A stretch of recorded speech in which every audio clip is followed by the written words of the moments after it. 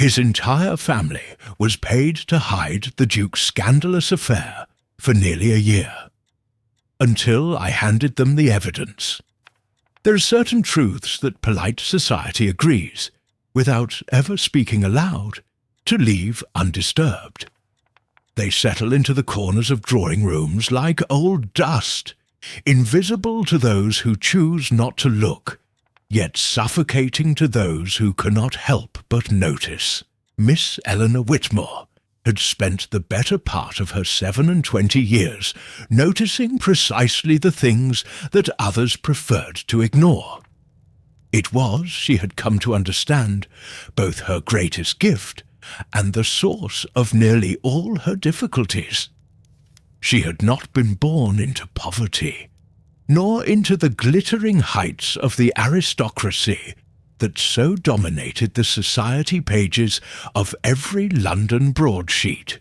She occupied that careful, quietly precarious middle ground where intelligence was valued only so long as it remained decorative, and where a woman's worth was measured in her willingness to make herself useful without ever appearing indispensable.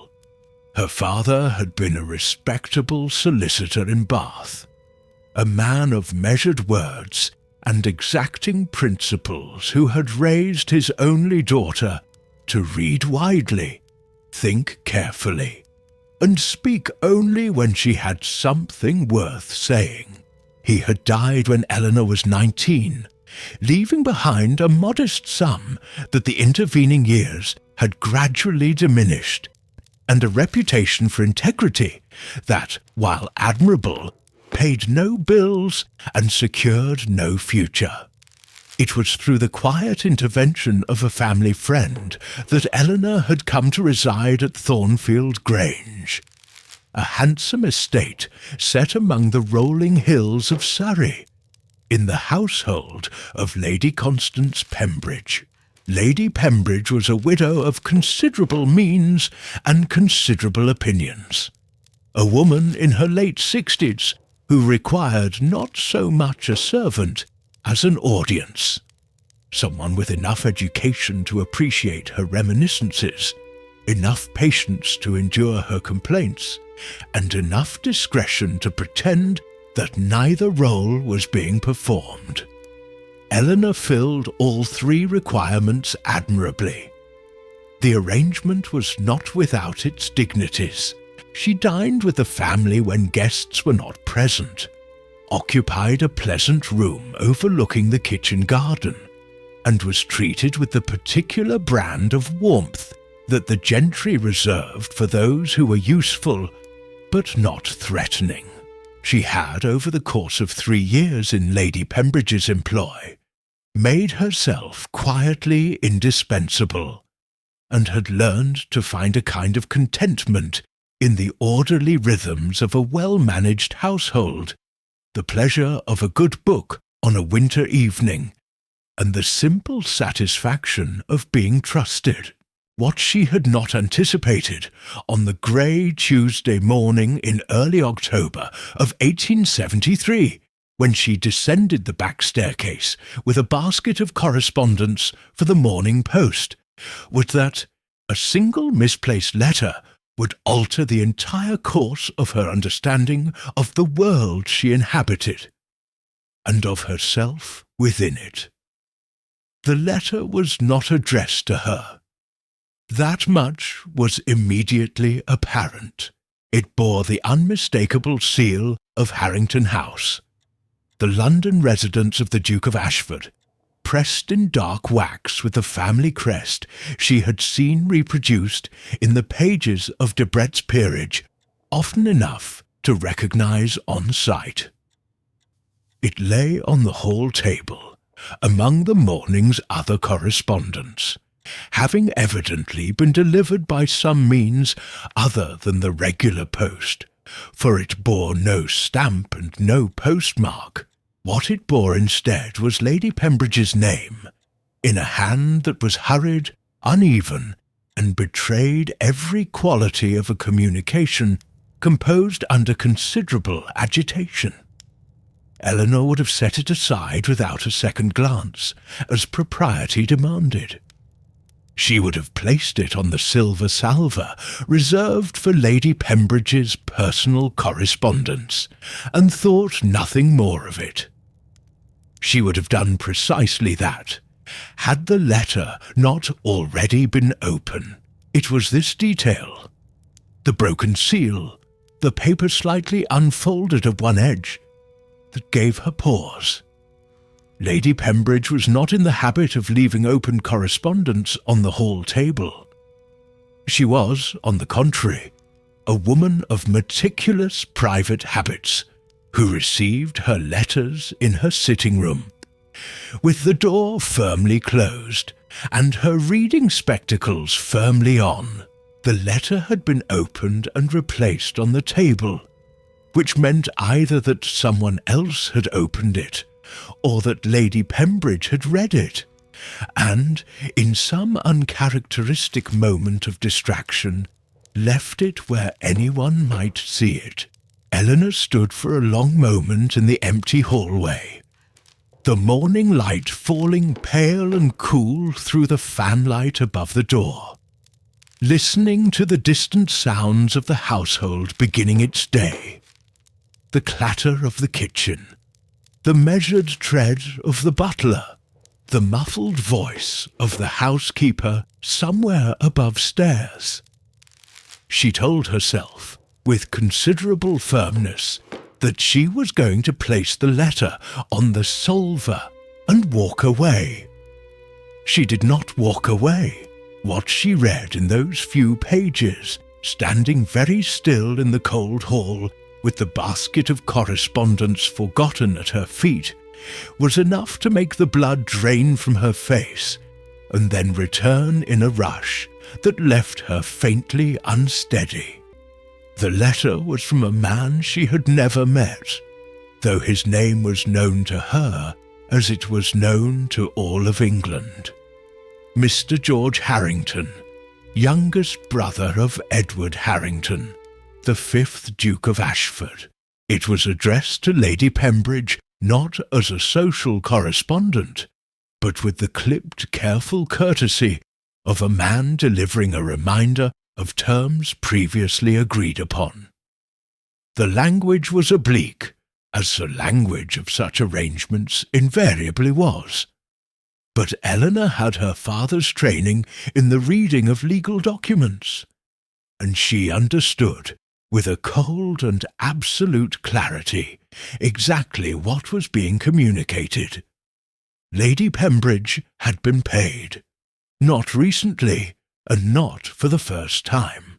She had been paid over the course of the preceding 11 months, a sum that the letter referenced as the 4th instalment of a privately negotiated arrangement, the purpose of which was described only in the most elliptical terms: the maintenance of discretion regarding a matter of personal consequence to the Harrington family.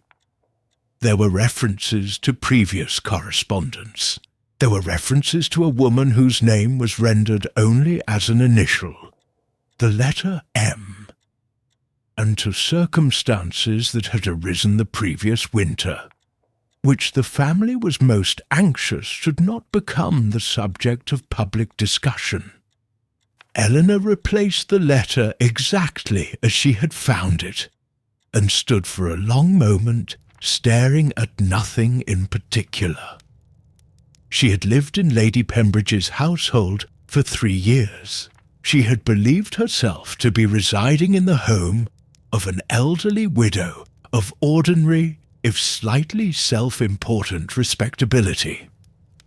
She had eaten at the woman's table, accompanied her to church, read aloud to her on winter evenings, and trusted, in the quiet way one trusts the ground beneath one's feet, that the world she inhabited was essentially what it appeared to be.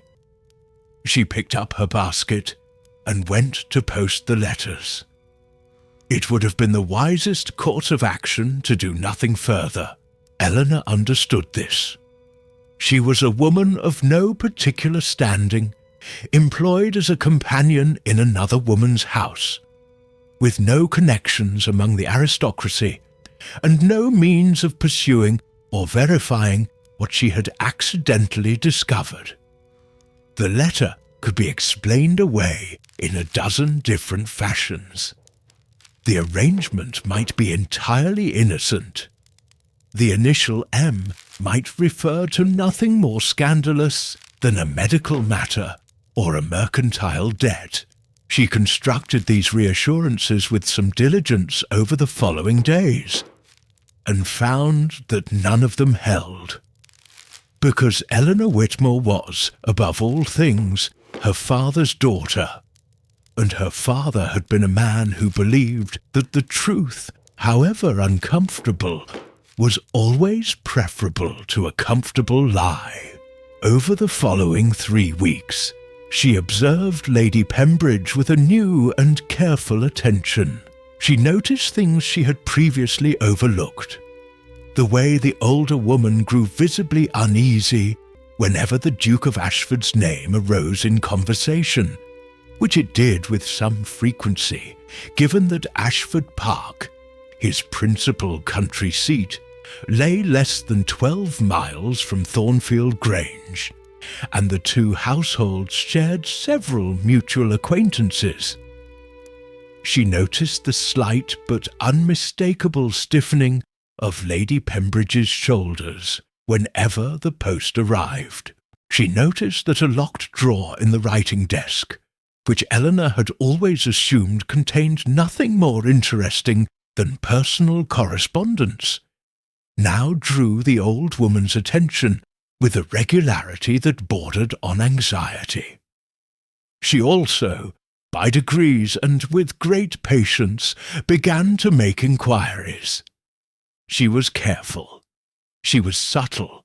She was in the manner of someone who has spent years making herself inconspicuous, extraordinarily good at asking questions that did not appear to be questions at all, observations offered in passing, remarks made to housemaids and tradespeople, and the garrulous wife of the local vicar, that loosened threads of information without ever appearing to pull at them deliberately. What she gathered piece by piece over the course of several weeks was a picture so carefully constructed and so thoroughly concealed that its very completeness spoke to the enormous effort that had been expended in maintaining it. The Duke of Ashford had, in the winter of 1872, formed an attachment to a woman named Margaret Solvay, the daughter of a minor Scottish landowner who had come to London as a companion to a distant relation. The attachment had been, by all accounts, genuine on both sides, and therein lay its particular danger. Margaret Solvay was not the sort of woman a Duke of Ashford was expected to marry. She was intelligent, accomplished, and entirely respectable, but she was without fortune, without title, and without the political connections that the Harrington family's position demanded. The Duke's mother, the Dowager Duchess, was a woman of formidable will and practical disposition, who had long since identified a suitable match for her son in the person of Lady Arabella Forsyth, daughter of the Earl of Chiswick, a young woman of impeccable lineage, considerable beauty, and a temperament so perfectly suited to the role of Duchess that she might have been assembled for the purpose. The Dowager Duchess had, upon discovering her son's attachment to Margaret Solvay, moved with remarkable efficiency. Margaret had been persuaded. The exact means of persuasion were not clear to Eleanor, and she suspected they never would be, to withdraw quietly from London and from the Duke's life entirely. A sum of money had changed hands, the precise nature of which Eleanor could only speculate. And then, with the particular ruthlessness of a woman who understood that silence, like loyalty, must be purchased rather than assumed. The Dowager Duchess had set about identifying everyone who had witnessed or suspected what had occurred, and ensuring that they had sufficient reason to hold their tongues. Lady Pembridge, it transpired, had been one of Margaret Solvay's few genuine friends in London. She had known, she had seen, and she had, for a sum that apparently satisfied her conscience as well as her circumstances, agreed to remember nothing. The engagement between the Duke of Ashford and Lady Arabella Forsyth had been announced in the spring of 1873, to universal approbation. The wedding was scheduled for the following April. Society had declared it an ideal match and moved on to its next subject of interest, and Margaret Solvay had disappeared so completely from London's social landscape that a woman who had been present in it, welcomed in drawing-rooms and attended at concerts, had become in the space of 11 months, as though she had never existed at all. Eleanor sat with all of this for a considerable time. She sat with it on long walks across the Surrey countryside, in the grey and amber afternoons of late October, when the leaves came down in steady drifts and the air carried the smell of wet earth and approaching winter. She sat with it in her room in the evenings, staring at the small fire, while Lady Pembridge's household settled into its nighttime quiet around her. She considered what she knew, what she suspected, and what, if anything, could or should be done with either. The most sensible course of action remained doing nothing. She had no proof of wrongdoing in any legal sense. The payment to Lady Pembridge, however distasteful, was not illegal. The fate of Margaret Solvay, however unjust, was not uncommon. Women were persuaded out of attachments considered unsuitable every season in every county in England, and the machinery of class and wealth that accomplished this persuasion operated so smoothly, so invisibly, and with such universal social sanction, that to protest, it was to protest the weather. Eleanor knew all of this. She was not naive. What she could not reconcile herself to was the Duke himself. In the weeks since she had first read that letter in the cold hallway, she had been obliged to revise her understanding of Edward Harrington, the 5th Duke of Ashford, several times. Her initial revision had been straightforward. A man whose family paid witnesses to silence was a man whose character could be assumed. But the more she learned, and she was learning more steadily and carefully through those patient threads of conversation and observation, the less straightforward the picture became, because the Duke, by every account she could gather, had not known. This was the detail that complicated everything. The Dowager Duchess had acted while her son was abroad, overseeing the management of the family's estates in the north. The arrangement with Margaret Solvay had been concluded in his absence.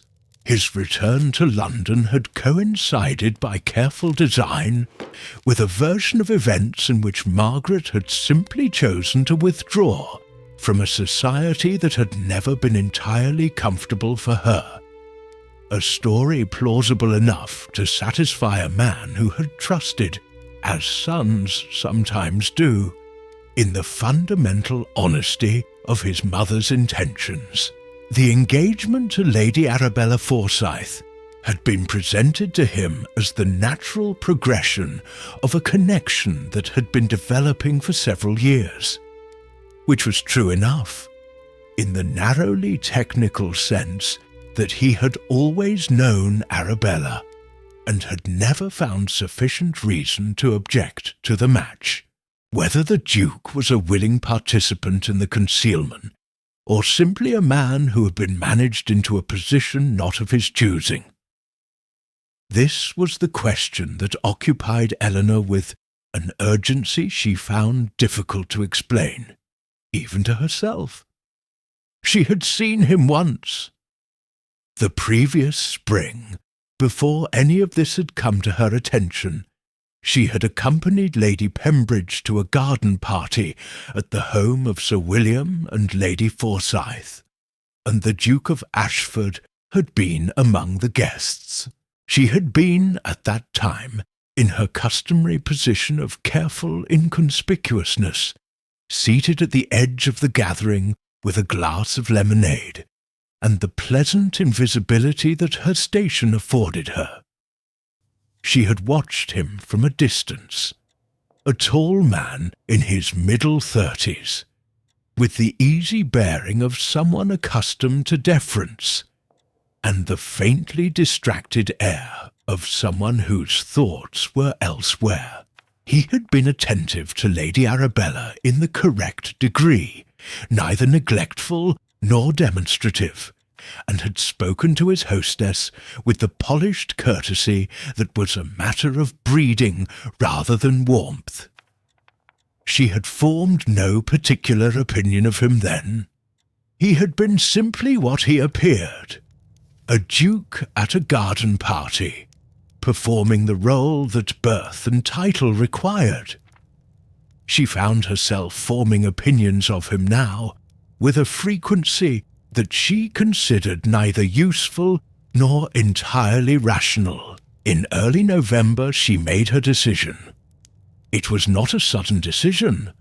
Nothing about Eleanor's character tended toward the sudden, but rather the slow crystallization of a conclusion she had been approaching for some time. She would go to Ashford Park. She would request an audience with the Duke. She would place before him the evidence she had gathered, which was not extensive, but was, she believed, sufficient to open a door that had been very deliberately closed. What he chose to do with that evidence was not her responsibility to determine. She was not, she told herself firmly, operating from any motive other than the straightforward conviction that a man making one of the most consequential decisions of his life deserved to make it in possession of all the relevant facts. She told herself this several times, with decreasing confidence in her own sincerity. The practical difficulties of her plan were not inconsiderable. She could not simply present herself at the door of a duke's country estate and ask to speak with him privately. She had no letter of introduction, no social connection, and no status that would render such a request anything other than impertinent. She was a companion in the household of a woman who, she now knew, had accepted payment to remain silent about precisely the information Eleanor was proposing to share. If Lady Pembridge discovered what she was doing, the consequences for her own position would be severe. It was Sir Edmund Baxter, the elderly solicitor who had been her father's friend and her own occasional correspondent, who provided the solution without knowing he was doing so. He wrote to her in early November, with the entirely innocent communication that he would be travelling to Surrey the following week on a matter of business connected with the estate of a recently deceased client, and that the business in question would require him to call at Ashford Park, where the Duke's land agent held the relevant documents. He wondered, as he always did, whether Eleanor might like to accompany him for the drive, and whether she might take tea with his wife's cousin, who kept a house in Guildford and always asked after her. Eleanor wrote back to say that she would be delighted. She spent the intervening days constructing, with the methodical precision that her father had instilled in her, the clearest and most honest account she could manage of what she knew and how she had come to know it. She wrote it out in full, in her careful hand, on 3 sheets of plain paper, and read it over twice, removing everything that was supposition and retaining only what could be substantiated. It was, she acknowledged to herself, a document that implicated Lady Pembridge directly. This troubled her. She was not by nature an unkind woman, and she bore Lady Pembridge no genuine malice, but she had spent a great deal of time considering the respective weights of her obligations, and she had concluded with her father's logic that her obligation to the truth was greater than her obligation to protect a woman who had chosen wealth over honesty. The morning of Sir Edmund's visit was cold and bright, the kind of November morning that offers brilliant sunlight as compensation for air cold enough to ache. Eleanor dressed with particular care, not out of vanity, but because she understood that a woman in her position was always, to some degree, being assessed, and that whatever reception awaited her at Ashford Park, it would be conducted more fairly if she appeared entirely respectable. She wore her best walking dress, the deep green wool that her father had always said suited her colouring, and her mother's pearl earrings, which she reserved for occasions that required her to feel, in some small and private way, fortified. Sir Edmund was a comfortable travelling companion who asked few direct questions and filled the journey with reminiscences about her father that Eleanor found, despite herself, genuinely comforting. The countryside unrolled around them in the clear, cold light. The hedgerows stripped bare, the fields lying in their winter quiet, the occasional farmhouse sending up a thread of wood smoke that dispersed into the pale blue sky. She watched it pass and tried to order her thoughts, and found that her thoughts for once resisted ordering entirely. Ashford Park presented itself first as a suggestion of formal gardens, visible through a break in the tree line, and then, as the carriage turned through the stone gates and proceeded along the avenue of beeches that led to the main house, as something considerably more imposing than Eleanor had prepared herself for. She had known, in the abstract, that the Harrington family seat was among the finer estates in Surrey.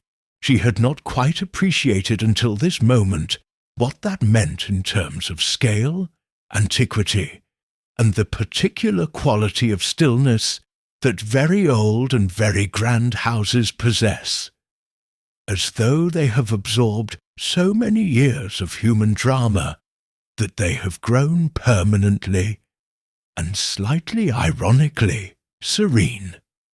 The house itself was a long Palladian facade of honey-coloured stone, its windows catching the November light and giving nothing back.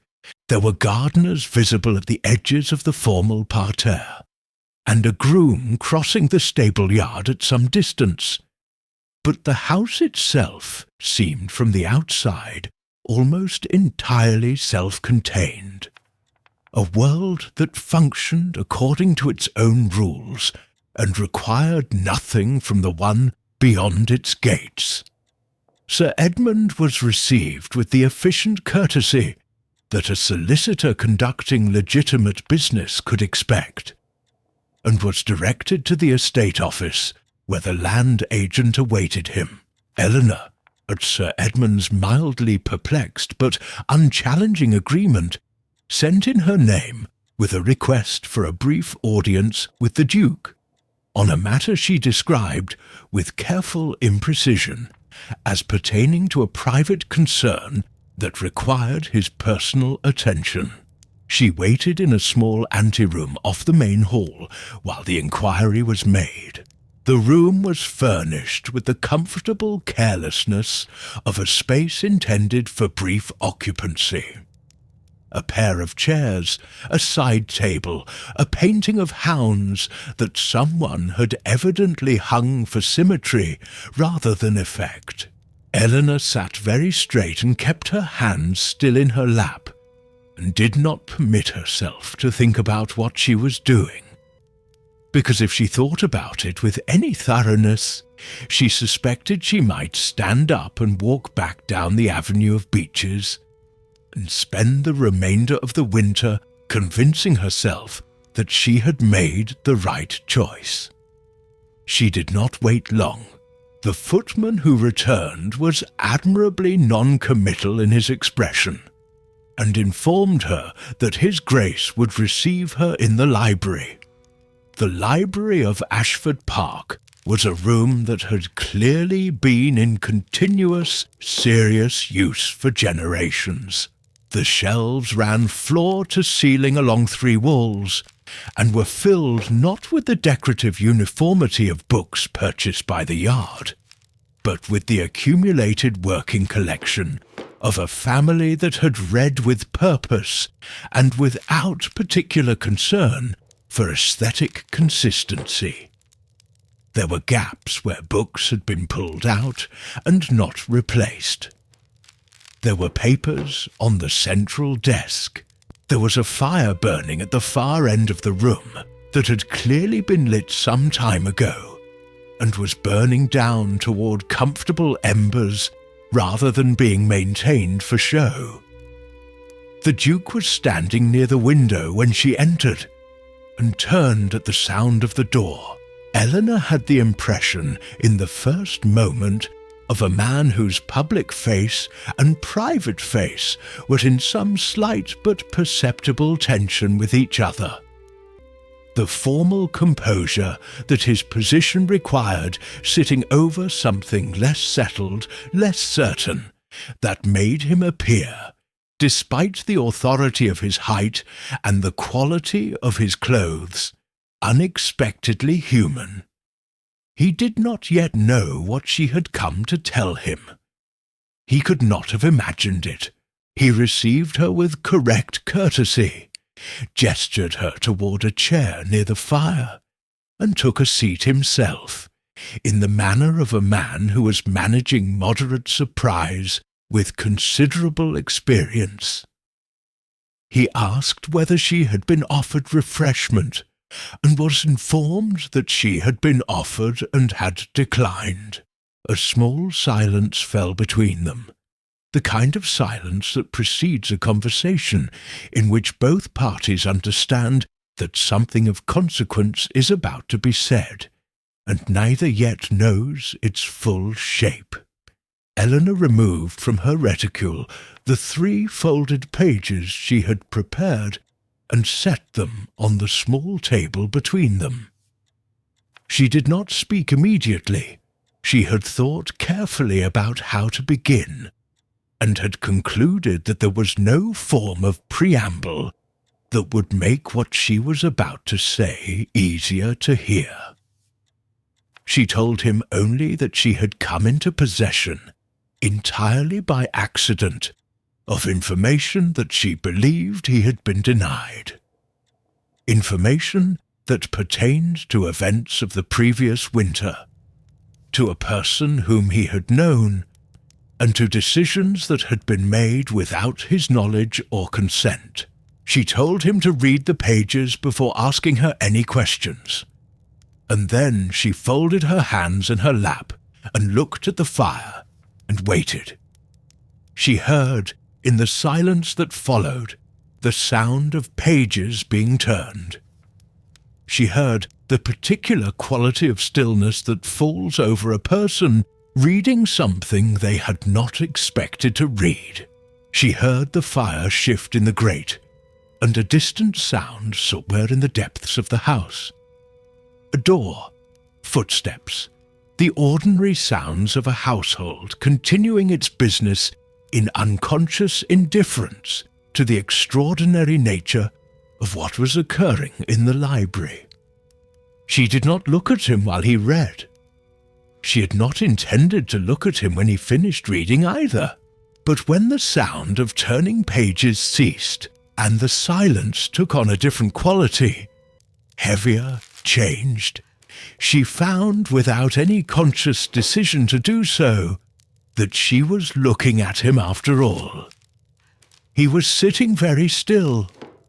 The pages lay on his knee, no longer held.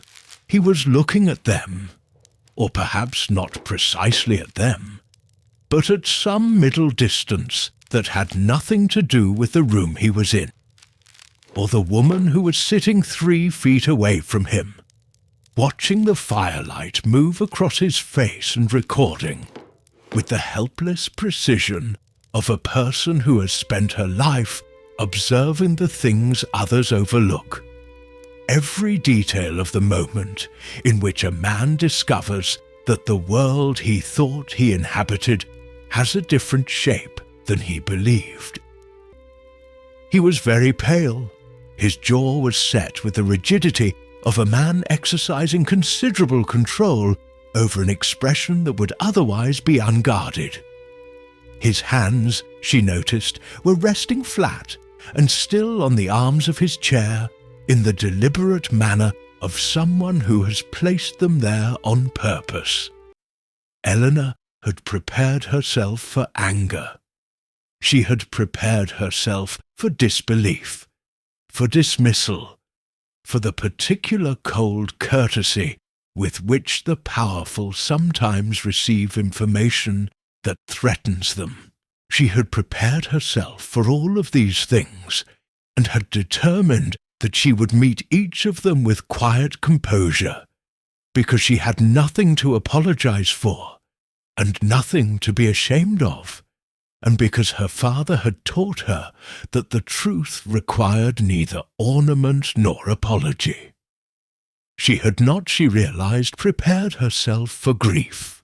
It was present in him with unmistakable clarity, not displayed, not performed, but visible in the way that genuine feeling is always visible to someone paying close attention. There was something in the stillness of him, in the particular quality of his silence, that spoke of a man confronting not a political inconvenience or a social complication, but the knowledge of a personal loss that he had grieved once already, in ignorance of its true cause, and was now being asked to grieve again in full understanding of it. Eleanor felt, with a sharpness she had not anticipated, the weight of what she had done in coming here. She had not caused this pain, she reminded herself.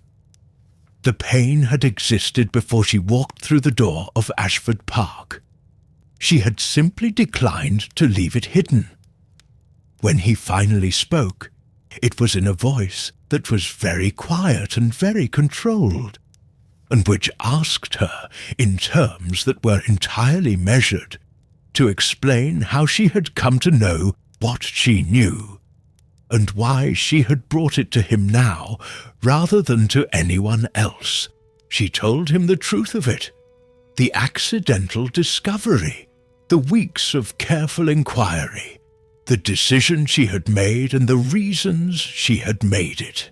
She spoke plainly and without any attempt to cast herself in a more sympathetic light than the facts warranted, acknowledging directly that her position in Lady Pembridge's household had given her access to information she had not been intended to see, and that there were those who would consider her actions in acting on what she had found a considerable overstepping of whatever boundaries her station was supposed to impose on her. He listened to all of it without interruption. There was something in the way he listened, a quality of absolute, undivided attention, that Eleanor found, without being able to prevent finding, deeply disarming.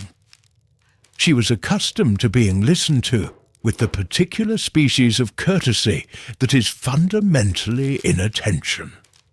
The nods and murmurs of people who are waiting for her to finish speaking, rather than actually hearing what she said. He was not doing that. He was listening to her in the way that very few people in Eleanor's life had ever listened to her, with the whole of his attention, and without any apparent concern for where the conversation was going, or how long it might take to get there. When she had finished, the room was very quiet. The fire had burned lower. Somewhere outside the window, a crow called once and was silent. He asked her, after a long moment, what she expected him to do with what she had given him. It was not an evasive question. It was a genuine one, asked by a man who was trying, with considerable care, to understand the full extent of what was being proposed. She told him that she expected nothing. She had not come with expectations or demands, or any interest in the management of his affairs. She had come because she had believed that he deserved to know the truth, and because she was incapable of sitting quietly in possession of information that was, in the most fundamental sense, his to have. What he did with it was entirely his own affair, and always had been. He was quiet for another long moment. Then he asked whether she understood what she had risked in coming here. Her position, her reputation, the comfortable but genuine security of the life she had made for herself in Lady Pembridge's household. He asked it without any suggestion that he considered these risks her obligation to absorb in silence. He asked it with what seemed to Eleanor, reading him as carefully as she had been reading everything for the past several weeks, like genuine concern. She told him that she had understood the risks perfectly well when she made her decision, and that she had decided they were acceptable. She did not tell him what had ultimately tipped the balance. That at some point in her weeks of careful reasoning, she had ceased to be reasoning entirely about justice or truth or the abstract claims of honesty, and had begun to think about him specifically, about the particular quality of the grief she had seen in those few seconds after he had read what she had written, and about the fact that she could not, having understood what had been done to him, simply look away and return to her comfortable corner and her good books and her quiet life, and call that a choice she was at peace with. That piece of the truth she kept to herself, because it was not relevant to anything practical, and because she had only very recently admitted it to herself. He asked whether she had somewhere to stay that night, which surprised her. She said that Sir Edmund had arranged rooms at an inn in Guildford, and that she expected to return to Lady Pembridge's household the following morning. He told her, with a quietness that was not without authority, that she would not be returning to Thornfield Grange. He said it not as a command, but as a statement of fact, the kind of fact that follows naturally from other facts, in the way that winter follows autumn, because the conditions that produce it are already in place, and their consequences are simply waiting to unfold. Lady Pembridge would know as soon as news of this conversation reached her, and news of it would reach her before evening was out. The arrangement by which Eleanor had been employed would not survive what Eleanor had done. He was not offering her an apology for this. It was not something he had caused. But he was stating it plainly, as someone who thought she ought to be prepared. She told him that she had understood this also.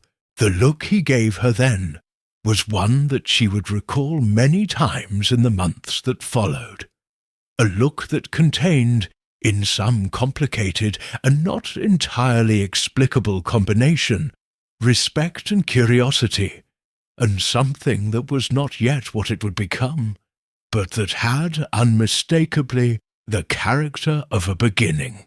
She left Ashford Park that afternoon with Sir Edmund, who asked no questions beyond whether she had accomplished what she had set out to accomplish, and received her answer of yes with the comfortable incuriosity of a man who had known her long enough to trust her judgment.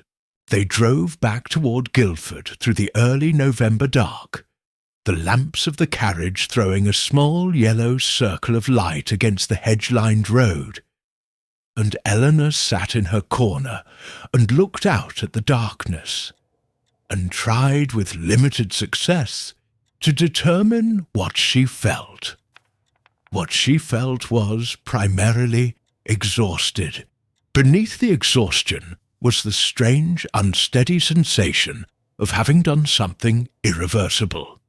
Not regret exactly, but the awareness that a door had closed behind her, and that the room she now stood in was completely unfamiliar, and the only way through it was forward.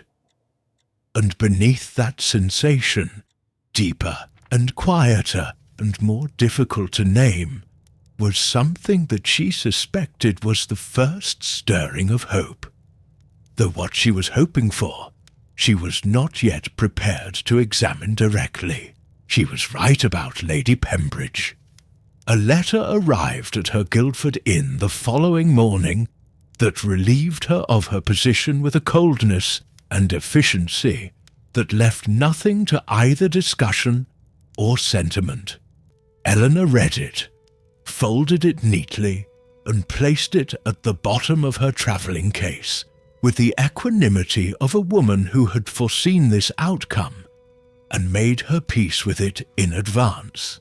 What she had not foreseen was the letter that arrived 2 hours later, bearing the seal of Ashford Park. It was brief. It requested, with a formality that barely contained something more urgent, whether Miss Whitmore might be prevailed upon to remain in Guildford for a few days longer. There were matters that required discussion, it said. It did not specify the nature of these matters. It asked only that she extend her stay, and added in the last line that he would be grateful. She stayed. The subsequent days were among the strangest and most quietly momentous of Eleanor Whitmore's life. The Duke came to Guildford himself, which surprised her. She had half expected an intermediary, a solicitor, or a secretary conveying information through the proper channels.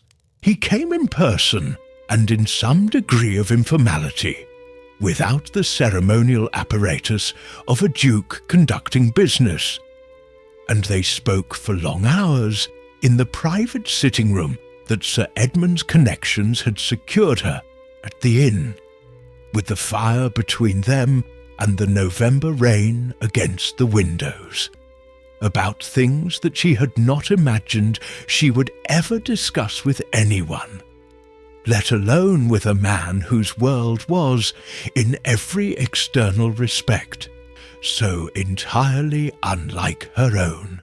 He told her, in the measured language of someone choosing words with the same care he might give to something fragile, about Margaret Solvay, not in the manner of a man revisiting a wound for the sake of drama, but in the manner of a man who was, for perhaps the first time, speaking honestly about something he had carried alone for a long time. He had wondered, he said, whether he had imagined what had existed between them. In the months following her disappearance from his life, he had returned to his memories of those weeks repeatedly, searching them for a sign that he had misread what he thought he understood, that the clarity he had felt had been an illusion created by his own wishes rather than a reflection of anything real. The letter Margaret had sent him, the letter that had been dictated, he now understood, by a combination of financial necessity and pressure he could only begin to imagine, had been so unlike what he had known of her that he had read it many times looking for the person he had known somewhere between its careful, distant lines, and had never found her. He had assumed this meant that the person had never existed as he had believed.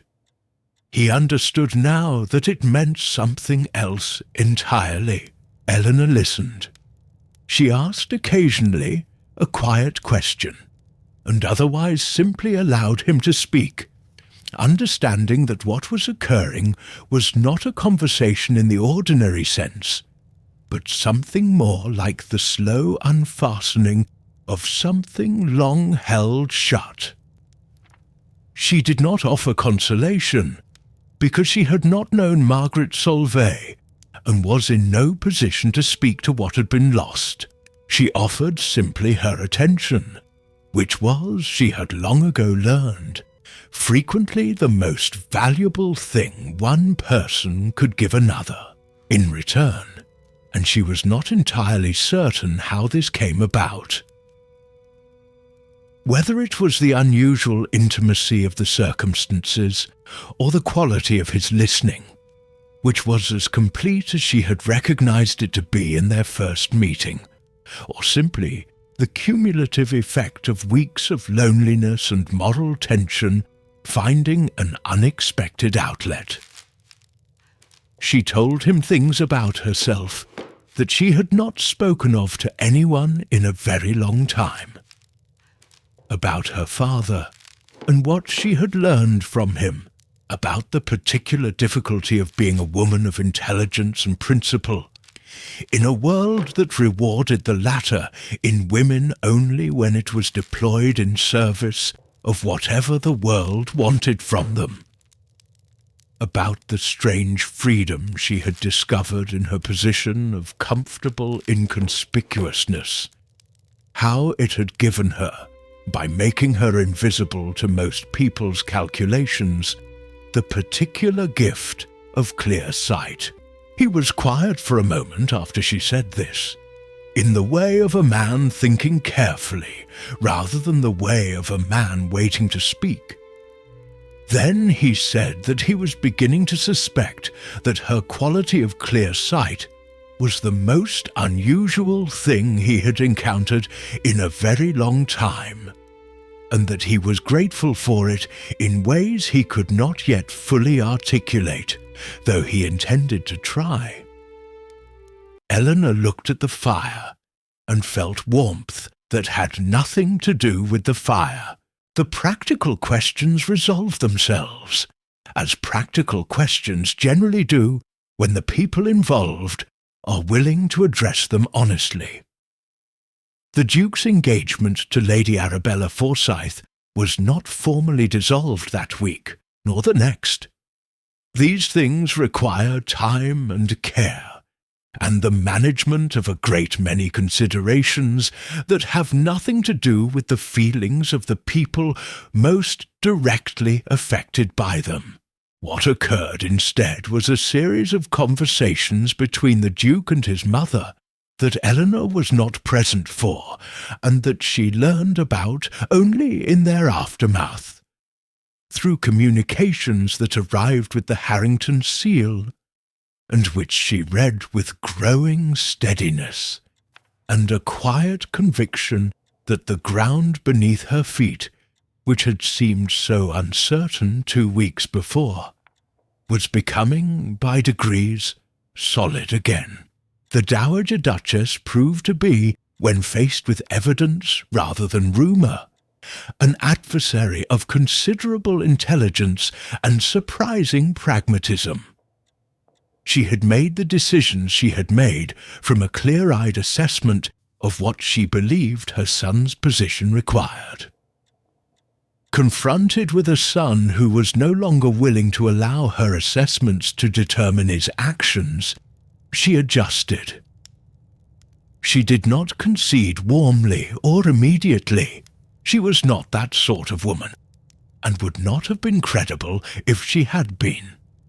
But she adjusted, and that was, Eleanor came to understand, as much as anyone with a conscience intact could reasonably have hoped for. Margaret Solvay was located by means of discreet inquiry. She had returned to Scotland, to her family's reduced circumstances, and a private communication was sent through a solicitor who was not George Harrington and who had not been party to the original arrangement. Whether Margaret and the Duke corresponded directly after this, Eleanor did not know, and did not ask.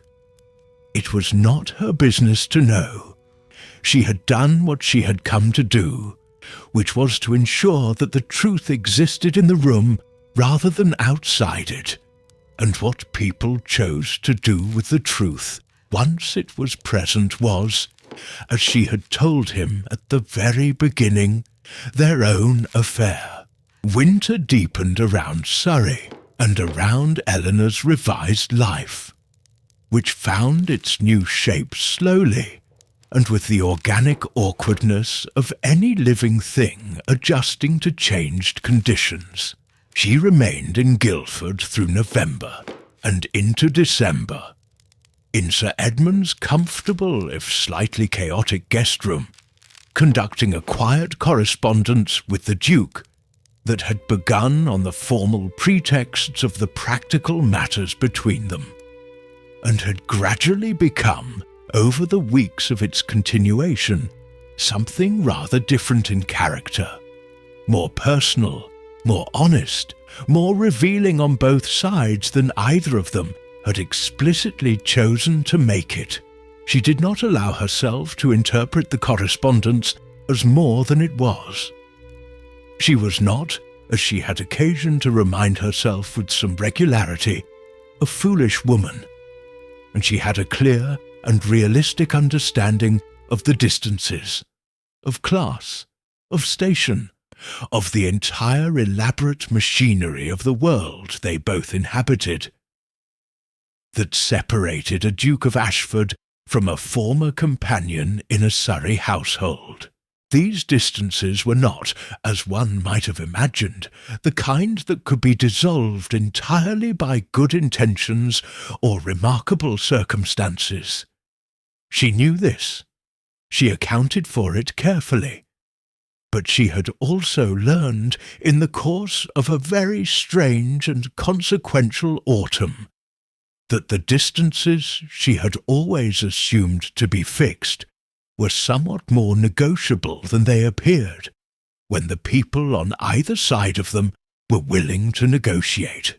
And she had learned something about herself, about the particular quality of her own courage, which she had never before had occasion to fully test, that changed in some fundamental and irreversible way the terms on which she was willing to live.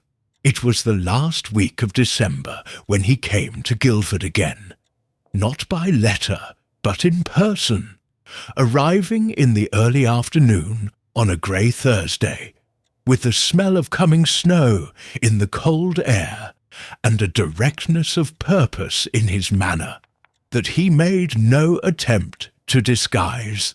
He came without ceremony, and without the elaborate social scaffolding that their respective positions might have required, and he said, in the spare and honest language that she had come to understand was his natural register when the public performance was laid aside, that he had been considering very carefully what he wished to say to her, and had concluded that the only method adequate to the occasion was to say it plainly. Eleanor stood in Sir Edmund's small parlour, with the grey December light coming through the window at her back and the smell of tea and wood smoke in the air, and heard Edward Harrington, the 5th Duke of Ashford, tell her that he had spent the preceding 2 months discovering that the version of the world he had inhabited before she walked into his library and placed 3 sheets of folded paper on his table was a smaller and more dishonest world than he had understood, and that he had no particular desire to return to it. He told her that what he had found instead, the quality of her mind, the consistency of her character, the strange and irreplaceable fact of her, was not something he was willing to account a temporary circumstance or a moment of gratitude. Eleanor listened to all of it. She let the silence sit for a moment after he had finished, because the silence was genuine rather than strategic. She needed it briefly to assemble herself, which she was not entirely doing. Then she told him that she had made, in the course of the preceding 2 months, a number of decisions that she had not made lightly, and did not intend to unmake. She told him that she was not a woman who could be comfortable in a life whose terms she had not understood and accepted, and that she would require from him, if what he was proposing was what she understood it to be, the same honesty that she had always, at some cost, extended to him. She told him that she was not under any illusion about the complexity of what he was suggesting, or about the difficulty of the world they would be navigating if they were to navigate it together. She told him, last of all, that she had spent a great deal of time trying not to hope for what she was now fairly certain she had been hoping for, since approximately the moment she had stood in the cold hallway of Thornfield Grange and read a letter that was not addressed to her. The snow began to fall outside the window of Sir Edmund's parlour. The first snow of that winter, coming down in slow, wide flakes that settled on the garden with the quiet certainty of something that had always been on its way. Eleanor stood in the grey light and the falling snow, and understood with the particular clarity that sometimes arrives not in the grand moments, but in the small, ordinary details of them. The smell of wood smoke, the sound of the fire, the cold coming through the glass, that the life she was standing at the threshold of was not the one she had imagined for herself, and was entirely, unmistakably, the one she had wanted. It was not the world that changed in the end. The world of Victorian England remained precisely what it had always been, beautiful and rigid, and shot through with cruelties, both great and small, governed by rules that existed to protect the interests of the powerful, and which bent only when the powerful chose to bend them. Eleanor Whitmore understood this perfectly well, and she did not deceive herself that love, however genuine and however mutual, was sufficient to dissolve the structures of class and expectation that the world had spent centuries constructing. What had changed was simpler and more durable than the world. What had changed was the quality of the ground beneath her feet, which was, at last, exactly what it appeared to be. What had changed was the knowledge, carried now not in her father's words, but in her own experience and her own choosing, that the truth was always, in the end, worth the cost of knowing it. Outside the window, the snow continued to fall. Inside the room, the fire burned, and Eleanor Whitmore, who had spent her whole life making herself useful without appearing indispensable, discovered, in the December quiet of a small parlour in Guildford, that she was, to one person at least, entirely and irrevocably both.